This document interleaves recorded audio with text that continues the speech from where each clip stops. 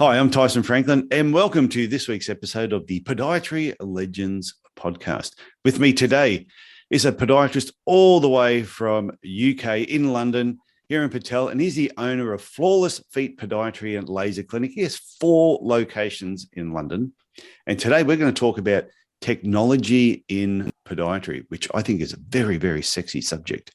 So, Hiren, how are you doing? I'm very well, thank you. How are you? I'm good. Thank you for agreeing to come on. I think technology in podiatry is really, really important. But before we get there, and this is a question I ask most of my guests, what got you into podiatry in the first place? That's a really good question. We get asked that every day, don't we? Every day our patients always ask you that. Why do you want to do podiatry? They firstly think it's weird, right? They think, why are you treating feet? It's just like probably the dentists get asked the same question, right? But don't you hate that question? They go, "Oh, do you have a foot fetish?" And you go, "Seriously, do you do podiatry?" Out there, yeah, I'm sure there are people out there who do have a foot fetish, even in our profession. Yeah, there's one or two I can come to mind straight away. The latex lovers. They probably use the latex gloves in all the ways they were never meant to be used. Oh my God. Let's get back on track. So what got you into podiatry? Well, I was probably a failed medic, as they say. I just wanted to do something in medicine. I loved the whole kind of medical aspect of things. And I looked at all the different professions.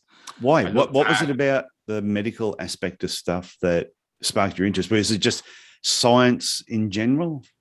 Yeah, it's probably the only subjects that I was good at anyway. And I know biology, physics, chemistry, all those kind of subjects really kind of like worked for me. I always wanted to find out things. I always wanted to fix things. I'm probably a fixer, especially when I was young. I was always breaking things and putting them together. So I think it was probably something to do with that, something deep down inside my psyche. I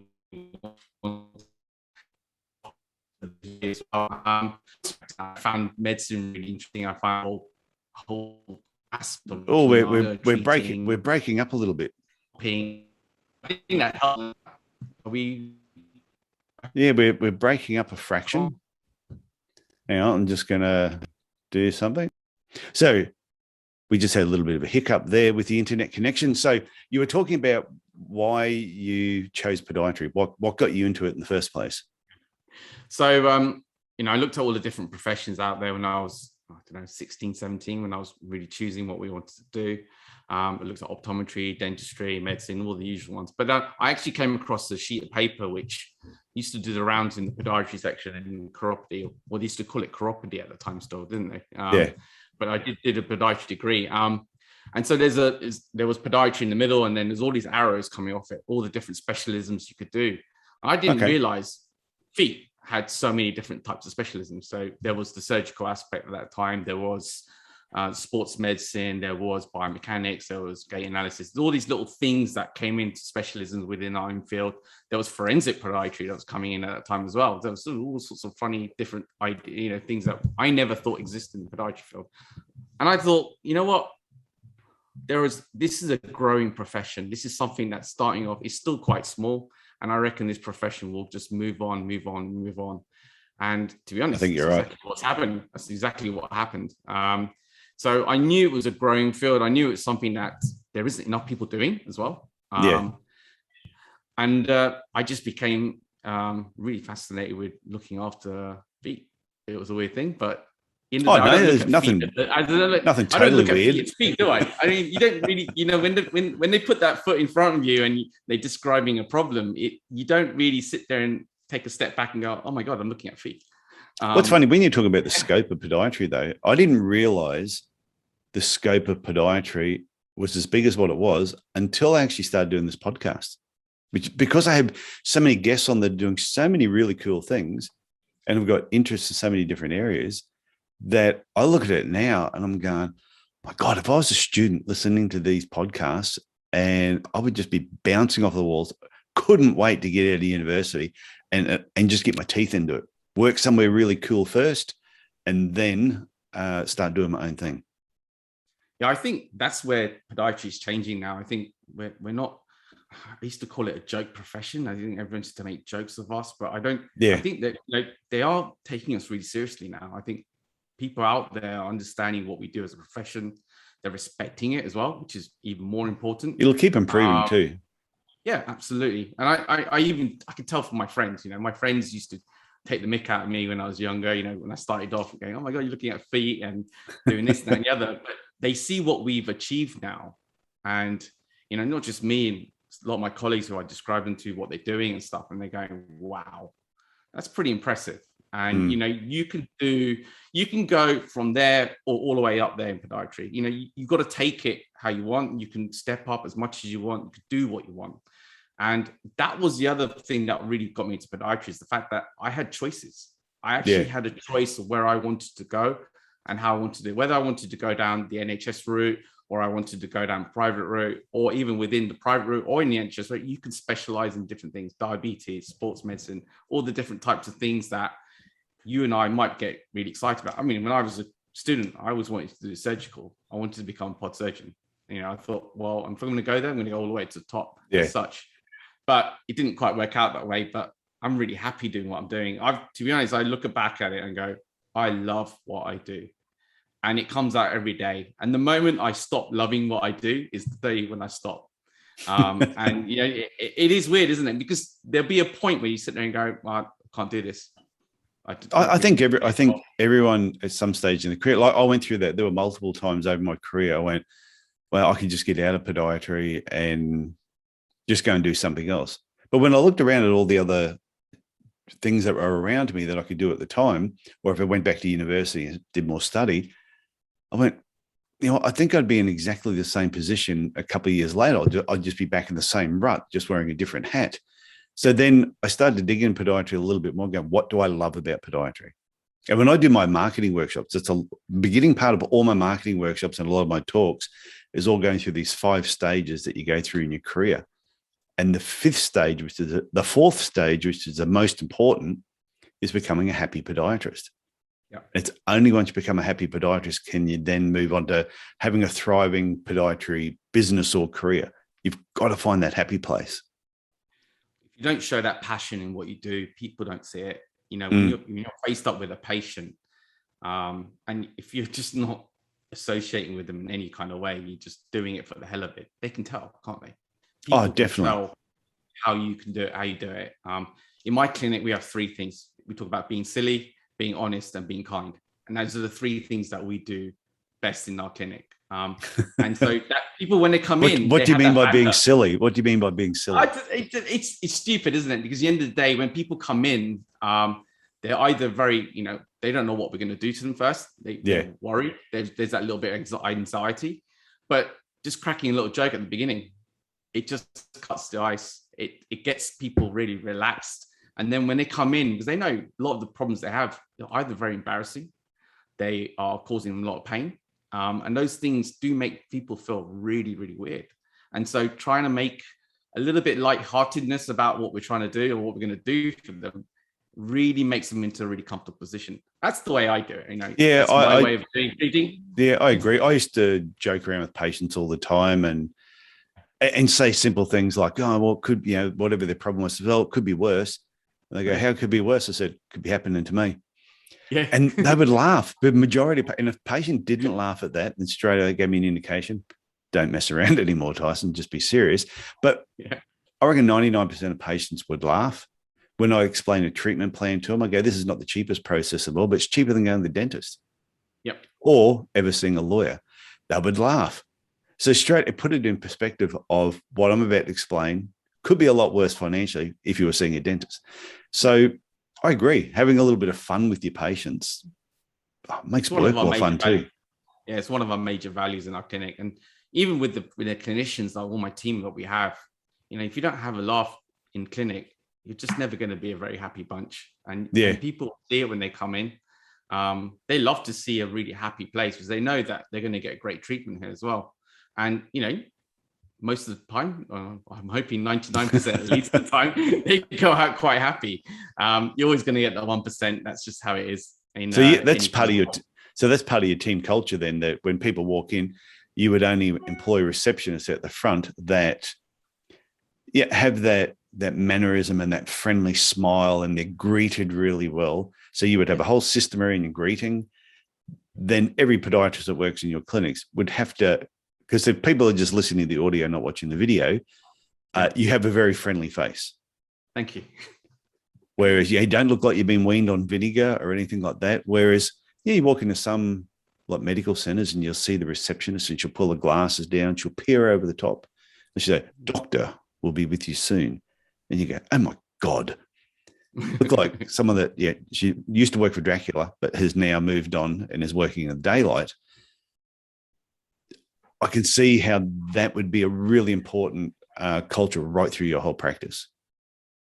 It's the most important thing as far as I'm concerned. Look, we do the treatments right. We do the best we can. And I always say that to my patients, we will do the best treatment we can do. And that's the best you can give to people. And, doing it in the right attitude, with the right values, with the right visions, or whatever you want to achieve for them. You give them the right truth, give them the honest truth, tell them exactly how you're going to do it, what you're going to do, and what they're going to feel at the end of it. That's it, isn't it? Yeah. So when you're employing people though, so when you're actually employing a new staff member, what is it you're looking for in that employment process, in the recruitment process, to know that they're going to fit your culture? My main thing is, look, things like treatments, the way they treat people, or the actual physical podiatry stuff, you can teach someone, right? Yeah. You can teach anyone now, right? But the attitude is the most important thing. If they can have the right attitude, if they have the right communication with me, because I'm the business owner, right? They're going to have to deal with me most of the time. Yeah, and if they can deal with me, they can pretty much deal with anyone, right? So in my team or in my patients, because my patients are used to how we're like. So if they know what we're like, then when they come in, they're going to have the same type of communication with them. And so for me, I've if you think about my last 2 employees, their skill levels were good, but they weren't really where we want them to be in the private sector or any sector really. Yeah. And there was a lot of confidence issues. And what my job was to give them the confidence to go and do the best job they can. And, within 6 months, they're flying. I can leave them alone. They can just get on with the stuff. And they'll still have that culture and team where I walk in there. If I can walk into their treatment room and they're having a little bit of fun with their client and they're having a good session and the client's very happy, I've done my job and they've done their job. And so that's what it boils down to as far as I'm concerned. I like to think people want to join us as well. They love that aspect of when they come to us, they want to join us just as much as we want them to come to us. And that's so what puts a smile on your face. But it puts a smile on your face then when you hear them having fun in the room with the patients. I know when I would walk past one of the rooms and I'd hear a podiatrist use my jokes and get a laugh, and I go, "Yes, I knew that was funny." Even though every now and then the odd patient will say it's not. But then those patients that don't find your quirkiness or the enjoyment factor or the fun factor you have in your business probably will go somewhere else because they're looking for somebody who is just a little bit more serious. That's just going to suit their personality. And that's okay. Well, look, your patients will always be the ones that suit you. They within a few sessions, they would have left or not come back. If they don't get what you're trying to do and how you want to treat them, then they would never be there anyway. So, the ones that stay with you for 8, 9, 10 years, they're going to love you and they're going to tell other people about you. But there'll be some of their friends that come 1 or 2 sessions, but they might not get it. And that's fine. They could find someone else that they will get. And it is a personal thing, isn't it? Treatment is a personal thing. It's not just about me doing the work and getting them out of pain. Yeah. It's about how we do it as well.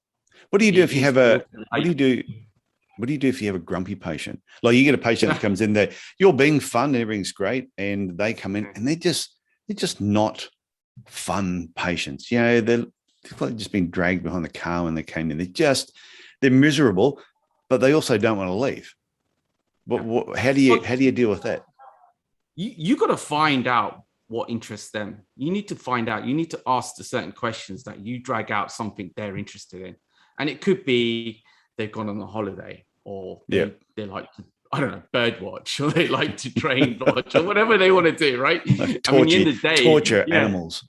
Yeah, absolutely. So that's the secret as well, isn't it? With communication is to find out what they love and what they, and maybe they are just someone that just wants their treatment done and walk out, and that's fine as well. It's no big deal. At the end of the day, I don't want to always be talked to or spoken to, or I don't want anyone to really ask. Sometimes I just want to sit there for half an hour and that's it. But they are few and far between. Miserable patients, I used to find you could go a whole week and not have one, and then you might have a week where you have 2 or 3, but that was rare to get, because I think, like you said, certain clinics will attract a certain type of patient, because you normally find your whole clinic decor, your signage will reflect what your business is all about. So someone that's a real misery guts will probably see them, they look too friendly for me.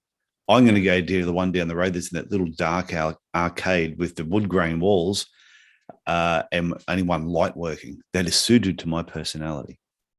Yeah. I think that's what happens. In my clinic, I'm a Liverpool supporter. So I don't know if you know about soccer or football. I support Liverpool. And I've heard of Liverpool, yes. I've been to Liverpool. Oh, brilliant. Well, I'm going there tomorrow. We got our conference there, haven't we, this week? So right. I keep hearing about the Liverpool conference. Yeah, so we're going to tomorrow. So I have in Liverpool, there is, as the players go onto the field, there's a sign on top of the entrance, and it's called "Welcome to Anfield," and it's the sign of it. And what the players used to do is to touch the badge and walk out, right? So it's like a good luck thing. I put that in all my clinics above my room. So wherever I have one of them, I have that in there.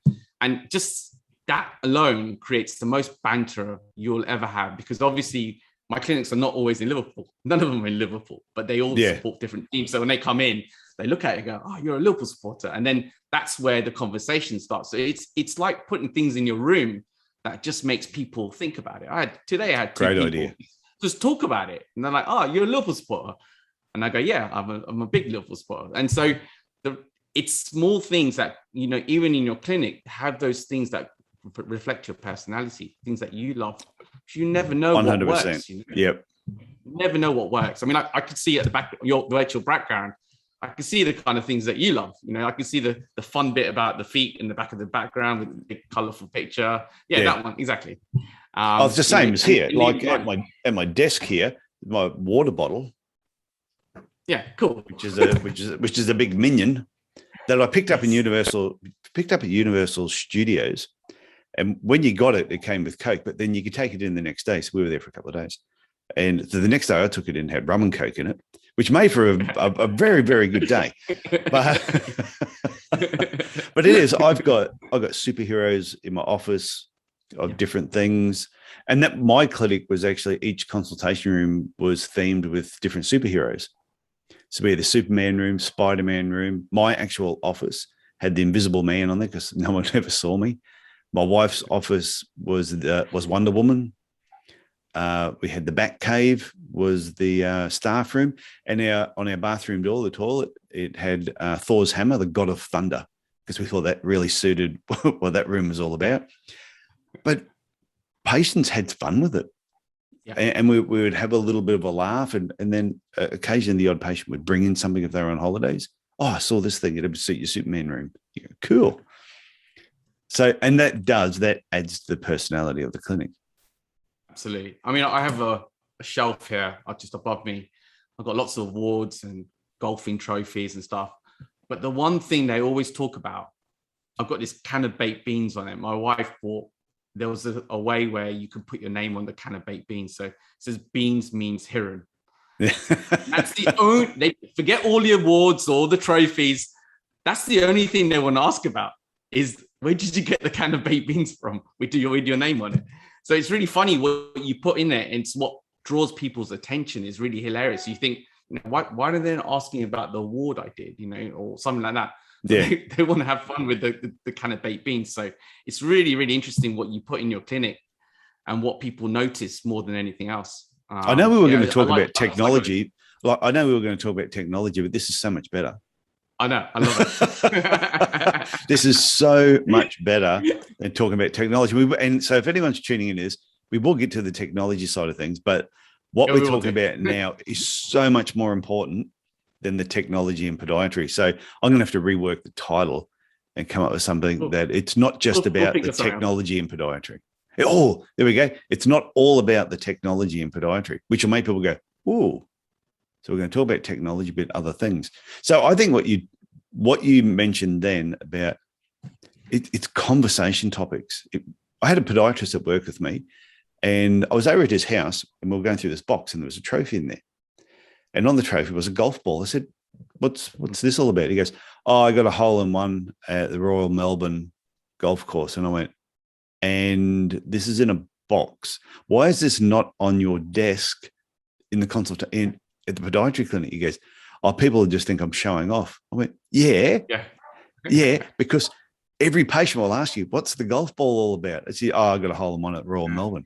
I said, do you mean golfers we get come in the clinic? I said, they will just, they'll be so impressed. Well, in that corner, I've got my golf set and I've got my ski stuff. So, and I have my golf balls everywhere. So, the conversation just starts with that: football, golf, skiing, and cans of baked beans. So, at the end of the day, I used to have my guitar. I used to have my guitar sitting in the corner of the room. So, whenever somebody came in, and they'd see the guitar and they go, oh, do you play the guitar? And I go, yeah. And if it was a kid, I'd say, oh, do you play? And they go, yeah. So when you come in next time, bring your guitar with you, and we'll have a jam for 10 minutes after your session. Yeah. And then my wife said to me, that kid will never, under any circumstances, ever see another podiatrist or want the parents to take him anywhere else. And it was just conversation pieces. That's all it's about. Yeah. It's just being that friendly person, that there's a thing that know, like, and trust. Do you know what I mean? We always talk about that know, like, and trust thing.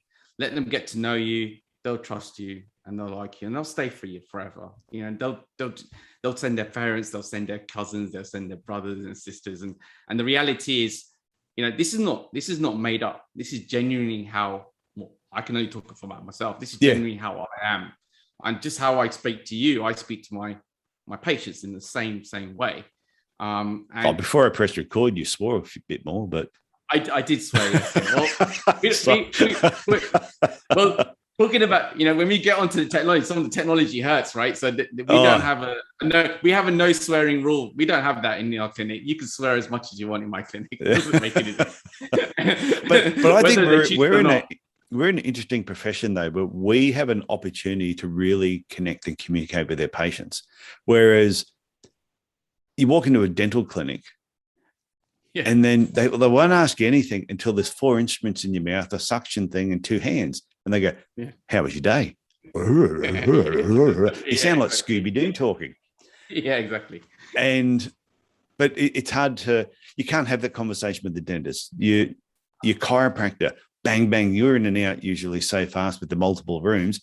You really don't connect with them too much. Your physio, you're looking down into a hole in a bench. So you might be talking, but you're not really looking around and seeing too much. Your GP, maybe. Yeah. I have noticed some GP clinics, I'll see it might be a picture of a boat, and I'll say, oh, have you got are you into sailing? And you'll have a brief conversation, but they just want to get you in and out. Yeah, well, we're unique. You're cutting into 7 minutes you have with them, don't you? Yeah. Whereas we're very unique, where I'm sitting here opposite you, I'm looking around your room. Yeah. And that was also our consultation rooms. We didn't have any anatomy pictures. We had nothing up. All we had was one big wall of wallpaper, and it had all the different things that we actually did. Yeah. Like really abstract sort of written there. And patients would look up there and go, what's a neuroma? And you go, oh, and you just have a bit of a conversation about it. Or, oh, do you treat gout? I didn't realize you fixed hip problems. Yeah. And yeah, it was much better than having boring anatomy pictures. Yeah. I try not to have too many anatomy pictures. You can't see any in my room. So, we did have one. We did have one in each room just so I could remember what the name of everything was. Because my memory was just, as soon as I got over 3 syllables, I go, I can't say it. I have this 3D anatomy iPad thing, and it works really well. And it's like, you're looking at the structures, I go, yeah, that's what it's called. That one there. And sometimes you point to it and go, yeah, that's what it is. It just helps people to visualize things. That's the other thing. I love visualizing. I love people to understand a pain or a problem that they have. And I want them to see it. I want them to understand it fully, because then they get onto the treatment plan. Whatever we choose for them is the best thing for them. Works really well. But yeah, so visualization, anything. All the stuff you're doing and all the stuff you've learned, didn't come naturally. We were talking before that you have gone through, like a coaching process over a number of years, which did help you, I assume, helped you understand a lot of this stuff.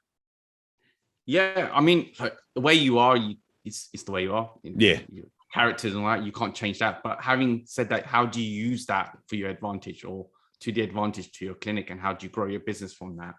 So coaching was one of the big things that changed me. I actually bought Flawless Feet, the website, in 2006.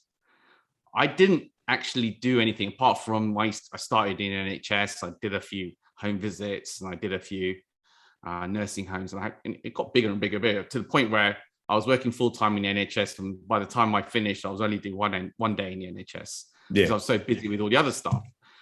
So Flawless Feet I bought in 2006 as a name, but I didn't set up a website until 2011. And that's when it was born as such. So that's when I took it seriously. And about, I think, it must have been 3-4 years later, obviously, I got into coaching. I found a coaching group. And from that, it just went from here to bang, over there. And it was just learning the processes, things that we never get taught in university.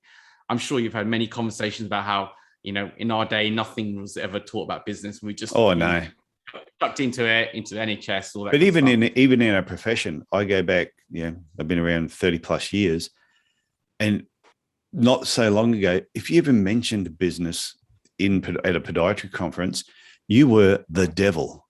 You are. The association would look at you and go, "You are so evil. How dare you talk about money and wanting?" And you're going, "We run a frigging business. We're not here at a charity. We're not the government.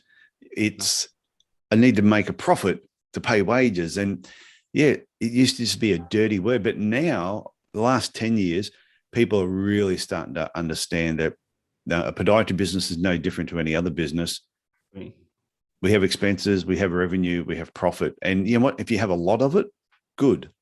You can, and people go, "Oh, I'm not into money. Money's evil." Well, give it away.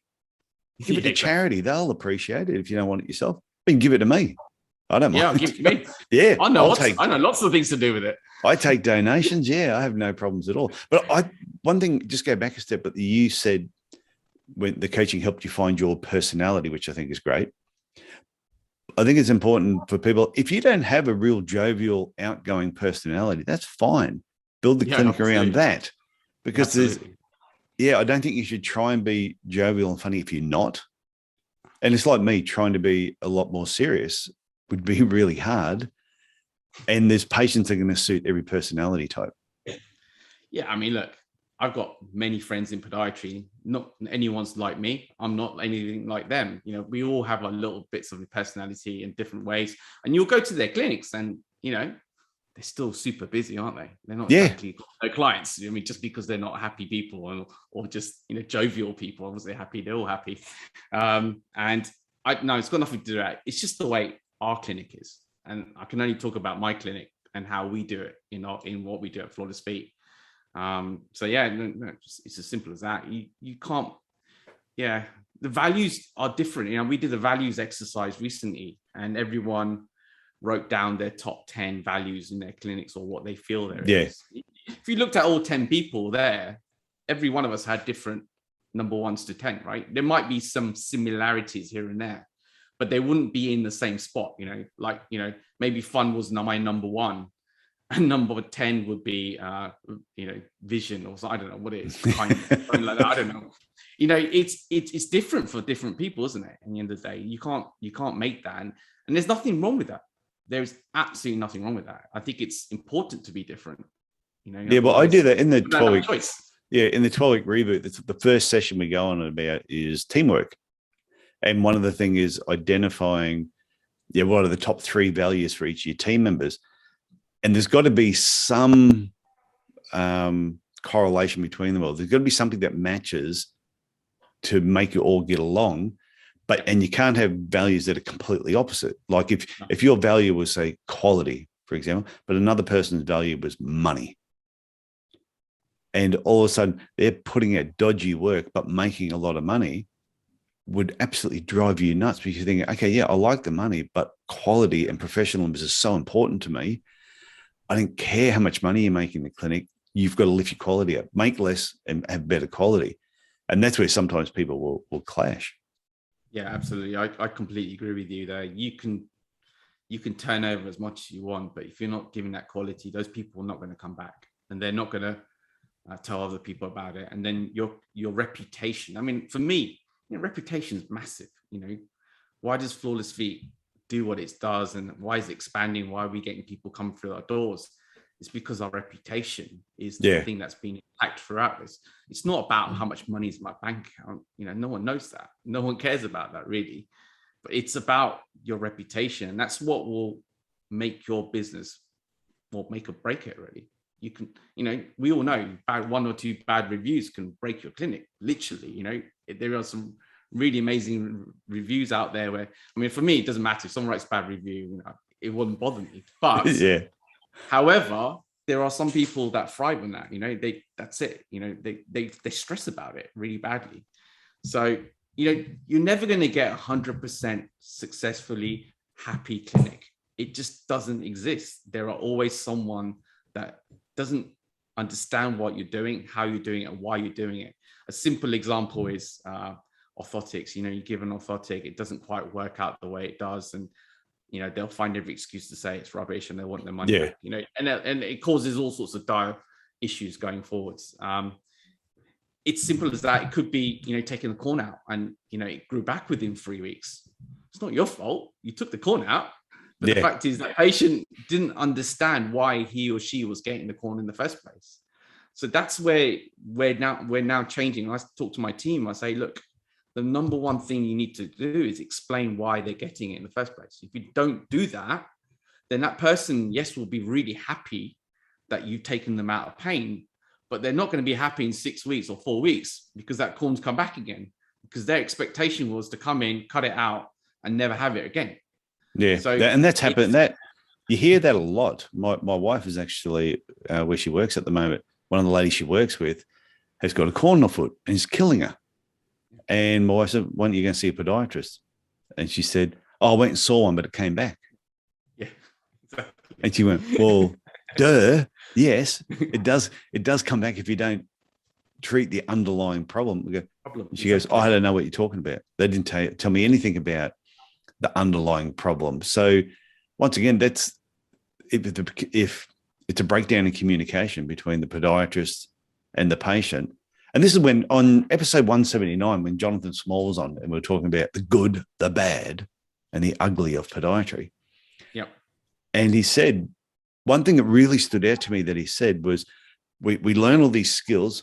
So we've got a certain amount of scope that we learn at university. And because some people never go and work in a good podiatry clinic to know what good podiatry looks like, they sometimes work in these dodgy places, or they're so quick to just go and set up their own business in like a little medical center and do a bit of part-time work somewhere else, that they never use the full scope, and therefore the skills drop, their attitude drops, the motivation drops. So all of a sudden they're just clipping toenails, doing corns and calluses, becoming a little bit bitter and twisted. Yeah. And therefore that's what happened. And then that's what the patients see. And they think that's what podiatry is. So his advice was, when you graduate, go and get a job working in a good podiatry clinic, even if it's for a short period of time, to know what good podiatry looks like Flawless Feet Podiatry and Laser Clinic in the UK. Well, that's, he hit the nail on the head, definitely, with that, because that's exactly what we're trying to do. And we're going out to speak to students. We're going out to talk to new grads, or even people who are in jobs that they're actually not happy about. Do something about it. Why are you staying in a job where you're not happy? I don't get it. I never understand it. And if you're going to learn something, and for me, this is the funny thing, maybe this is a bit controversial, but this whole show is about controversy. Oh, that's all good. Doing nail surgery is not a super skill. It's the standard thing that any podiatrist should be doing day in, day out. Yes. So it's really funny. You see his on CV, and they'll say, "Your special, what things have you learned?" "Oh, nail surgery." And I'm sitting there going, "For God's sake, you should be doing that anyway." That's part and parcel of everyday podiatry. Should be nail surgery. So no one should sit there and think, "Oh, I do nail surgery, so I'm a specialist." That's not a specialism within our field. That is something that every podiatrist should be doing all day long. So for me, when I talk about specialisms in podiatry or learning different skills, it is where you come into the technology part. You look at different things out there. You learn different skill sets, which make you improve as a practitioner. Good segue. So that's where it works, right? That's where you learn different things, and that's where you get excited. That's where the excitement comes in podiatry. Look, none of us want to do corns and calluses and cutting nails all day. It's not what you want to do. It's not. I mean, it doesn't. You know, there are people out there that love that. You know, and I don't have a problem with people really enjoy. Like, I've had people on the podcast that they love general podiatry, and I went, I said, you're as rare as hen's teeth. I said, you will get a job anywhere if you love general podiatry. And but she really loved general podiatry, and I went, and I thought it was absolutely fantastic that. And it wasn't because I just like general podiatry because I'm too scared to do anything else. It was a conscious choice that she liked general podiatry. And I bet she loved the interaction part more than the general podiatry. Oh, and bloody happy podiatrist too. Yeah. She loves the talking to the patient. She loves the communication with the patient, getting to know them. I bet you in her clinic here or his clinic, I'm not sure who you spoke to. Female. I bet you their conversation was full of conversation, nothing to do with podiatry or what she's doing. It's all about their lives or what they've been up to, etc., etc. That's why she loves general podiatry, is because that stuff you could do, I'm with your eyes closed, but you could literally do all day long, right? It's not, you know, we can all do that, but I bet you she loves that part of it more than the fact that she loves general podiatry. You know, and there is something different about that. Yeah, and I do recall certain patients that I had that were general patients. I loved seeing them. Why did I like seeing them? Because the conversation was always great. Absolutely.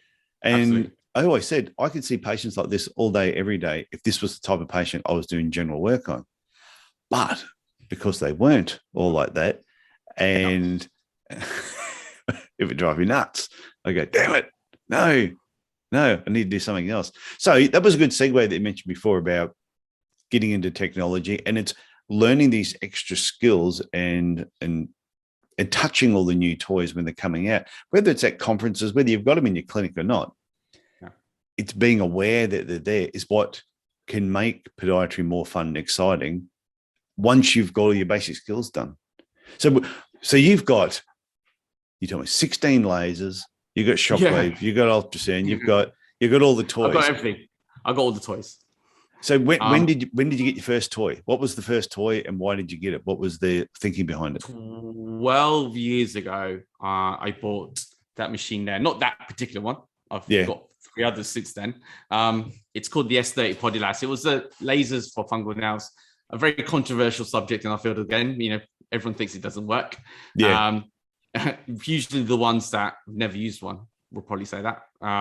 However, it is out there. That was from Spain. So I actually flew over to Spain, went to see the manufacturers, went to see the University of Barcelona, where it was being manufactured and tested. And the head podiatrist or head tutor there was Dr. Professor Zalakane. He's the one that's created the protocols for it. And in Spain, it is the machine, right? There's like 160 of them sold there.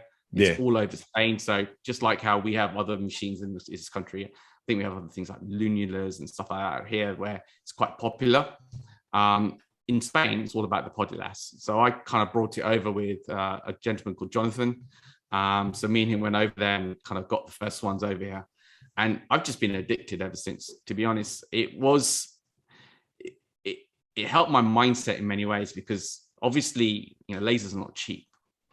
So when you charge for them, you have to charge according to it. And I think that's where the profession is changing now. I think people are accepting the fact that you need to charge more for things. That definitely. Cost more, right. So it's now becoming okay to charge £400, £500, £600 for a set of treatments now. You know, it's not what it used to be where before you think, oh, they're just, you know, taking the mick or charging you too much money for something that doesn't cost that much.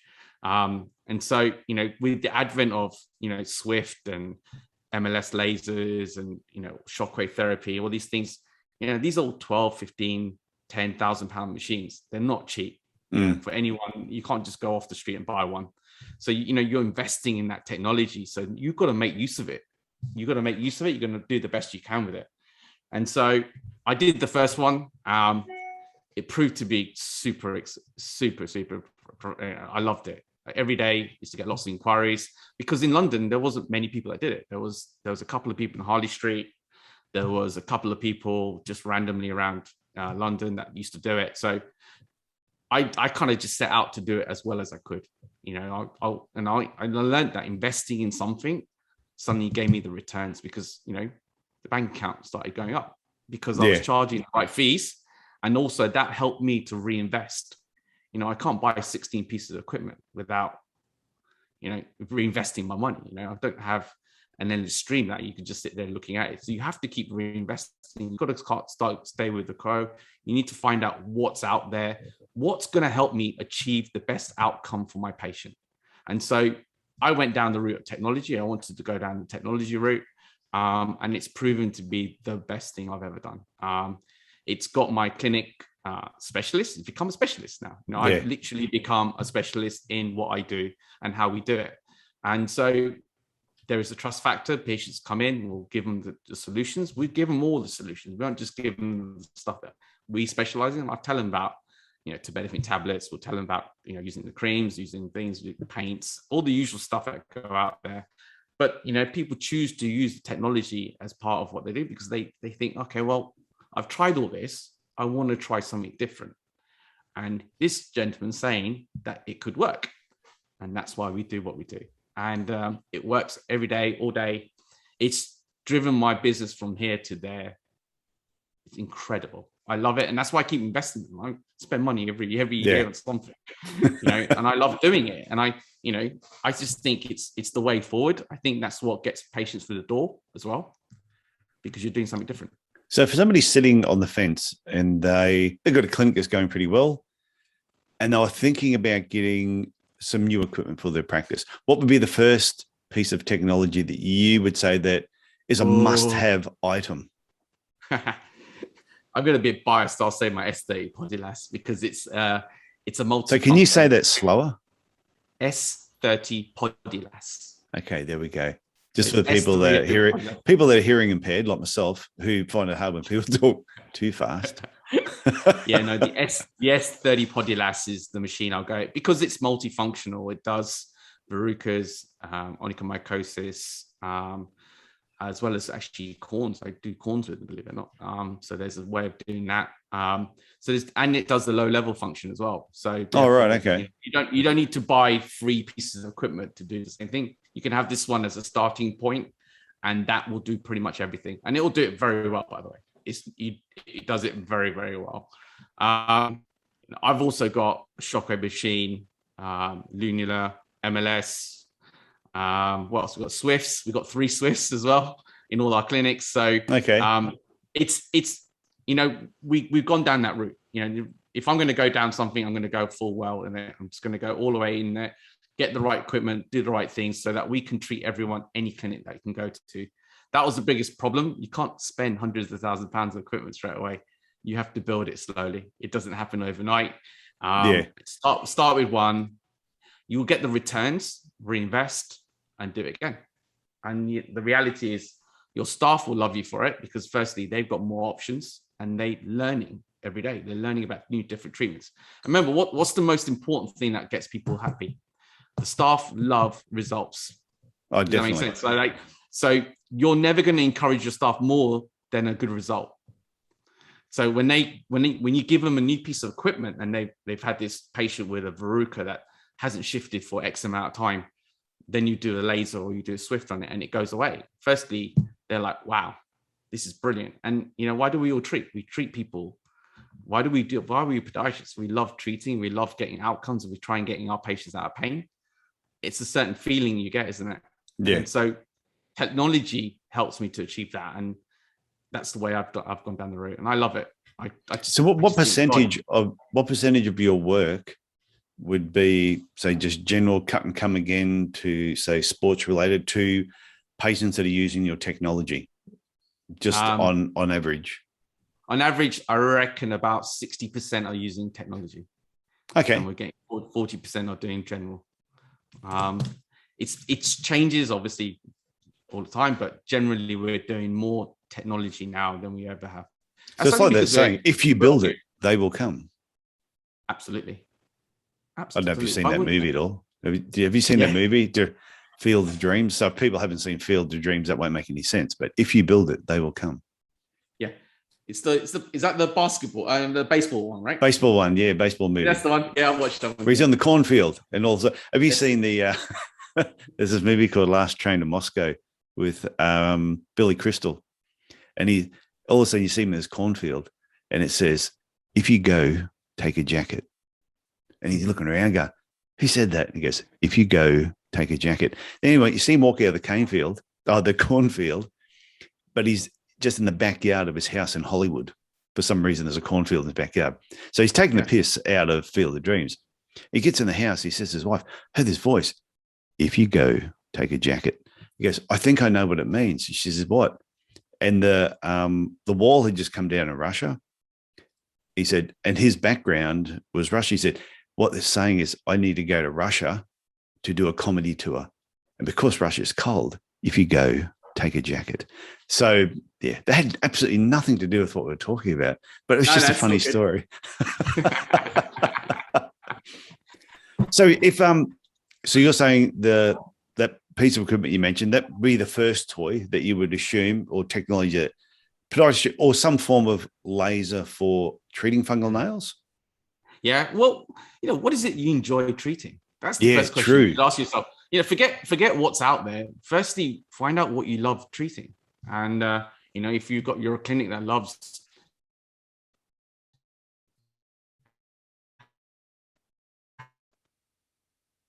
and you'll buy, you buy a shockwave therapy machine, whatever you want to do. There are different things out there you can use.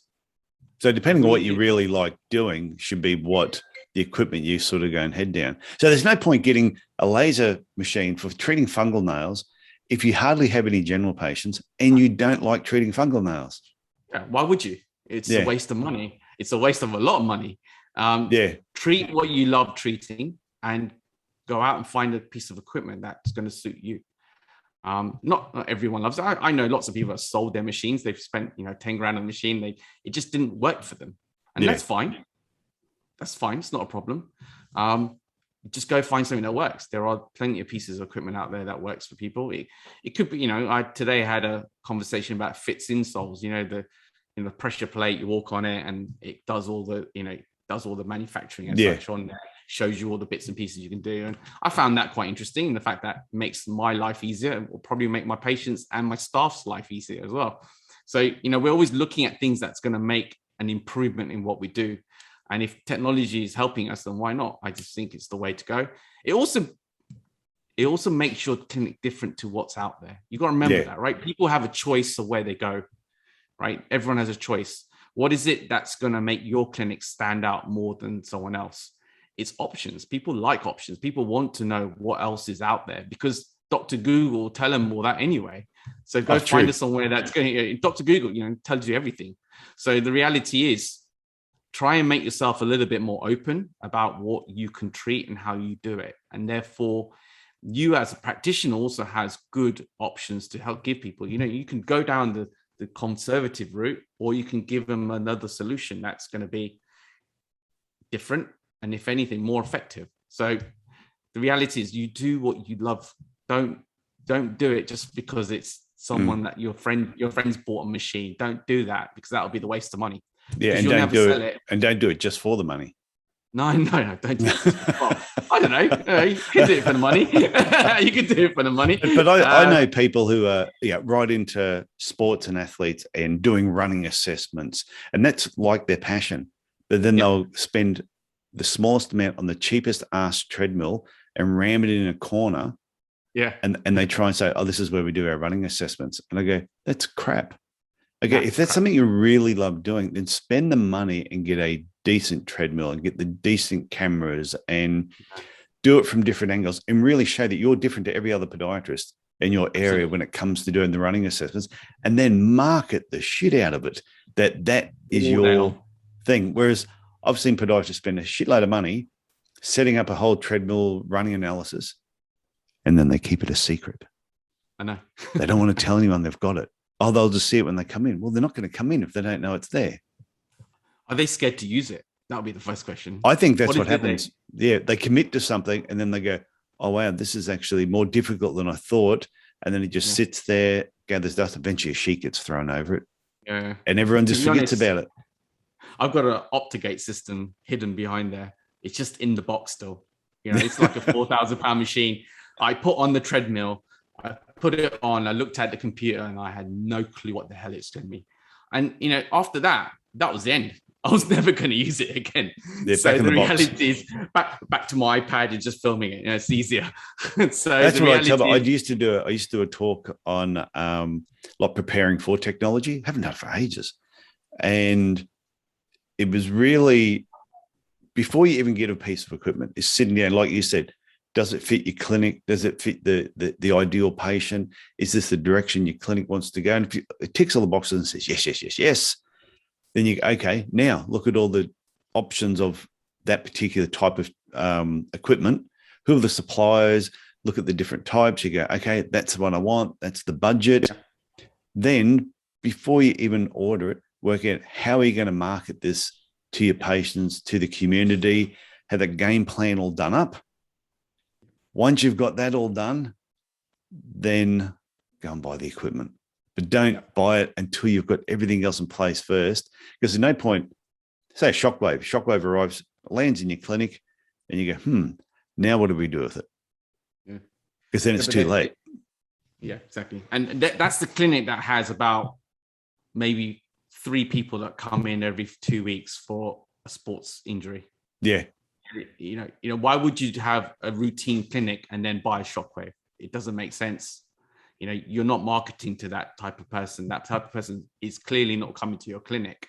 And so if your average age of your client is in the 70s, you don't need a shockwave machine. It's not going to work for you. Or no 70-year-olds or a treadmill, yeah. Or a treadmill, exactly. You don't need those because that type of person is not going to come in. So market it to, buy something that's going to work in your area or your clinic. Look at your average age of patient, look at the type of person, look at your inquiries. Are you sending a lot of these clients away that you would normally want to treat, but you just don't have the right piece of equipment? Look at those different stats that you have and look at your KPIs, look at all those things that you're doing differently, and then say, right, well, next year I'm going to target this one thing. And let's, as you just quite rightly said, market the shit out of it. Just do it. Oh, yeah. Instagram or whatever you want to do, however you do it, Facebook, Instagram, on your website, just the first picture should be, that's what you do. When that person looks at your website, they'll be like, oh yeah, that's what they do. And that's where it's going to get down. Because how many podiatry clinics out there just do biomechanics? I sit there and go, how many biomechanics patients are you going to see all day? But they are full of biomechanic patients because that's all they market to. We set one up in Mackay when I had the Cairns clinic, and when we were going to set up Mackay 800 kilometres away, which is, I don't recommend that to people. Set up a second clinic 800 kilometres away, but we decided it was going to be 100% sports biomechanics on flex. That's all we're doing. Didn't have instruments, didn't have an autoclave, nothing. Yeah. It friggin' boomed because the message that we were putting out was so simple on what we were doing that it just took off. So there's a lot of room there for people that just specialize in certain things. But I think if you've got a general clinic at the moment, you're not happy with it and you want to change the direction of your clinic, then think about buying some new equipment, but still sit back and plan it. How are you going to market this equipment before it arrives and after it arrives? Because there's a lot of marketing. When we had the laser, when I got the laser for fungal nails, I think it was about $30,000 when we bought it. Yeah. Paid it off in 90 days. Yeah. Because we had marketed that we were getting this equipment. We had dozens of patients booked in for the day. It was actually, for a couple of days after it arrived, once we did our training, we knew how to use it. But it was the planning beforehand or marketing beforehand and marketing afterwards. Yeah. I think that's where there was no marketing. I didn't have anyone helping me how to do it, what to do. There's no advice out there. We got Facebook groups, we've got coaches, we've got marketing experts out there. Yeah. And there's so many people out there you can target now. And, that's the other thing, when you look at new people coming into the profession, they're mad not to come into our profession. Firstly, there's less of us as it is. And so the scope of what we can do now is incredible. And learn from people, talk to people, grab people like me or you or whoever's out there who's done it and hopefully doing it very well, and get enough information from them. Because at the end of the day, I didn't have a mentor. I didn't have a clinician that was doing it really well. I had no clue what people were doing. So you learn from other people, and that's probably where coaching helped me more than anything else, because it was group of practitioners, so I think we win or we lose, and that's where people need to go and do it well. Oh, you're breaking up a little bit again. No, that's all right. Are we back? All right, cool. So I think that's probably the key message. Go from people, align yourself with practitioners, align with practice. No, it's gone to shit. So you're having a few internet. Oh, we're gone again. Okay. Let's keep a video off at the end, and we'll just finish it. Okay, so what we'll do is we're going to wrap up. So, if two things before we finish up, if anyone wants to reach out to you and ask you any questions about using technology, or just ask you questions about your business in general, is there a way that they can connect with you? Absolutely. They can either call me, email me, or on our website, there is an email on there, hello@flawlessfeet.com. They can always email me, and I'm more than happy to get on the phone and chat to them anytime. We're here to help the next generation as much as we can. I think there's a massive opportunity for them. So take advantage, because no one gave me this advice, and no one ever helped me. So the reality is, use us. Yeah, no, I think that is great. So I'll put your email address in the show notes as well. And finally, to wrap up, do you have a final tip for anyone that's listening to this now? They bump into you on a Monday morning and they go, Hiren, give me a tip. Give me something that will inspire me. What have you got for us? Yeah, it's not probably a tip. I think it's more about mindset and what they should be doing. Don't try and emulate the end result of what people do. It's the process of getting there is what you should try and follow. So don't ever look at what other people are doing.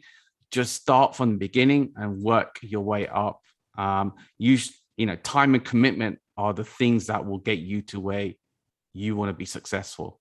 And that pretty much goes with anything. If you don't put in the work, you will never succeed. And that's probably the thing is especially the new generation, they want things quick. They want it now. Yeah. They want it to, yesterday. Don't just emulate what other people don't look at what they've got now. Look, find out how they got there, and then, go towards that process, learn that process first. And that's when you win. And that's where we're talking to people like, other practitioners out there that are successful. That's where you will learn how to be successful yourself.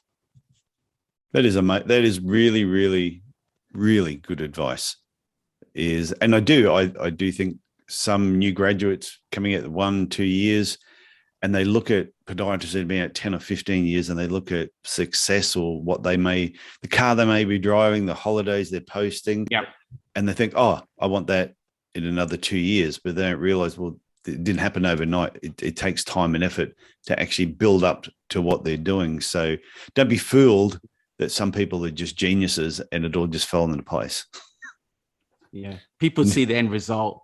They don't see anything else, unfortunately. So the reality is, that's what I say to people, don't go into a practice and think that you can do everything.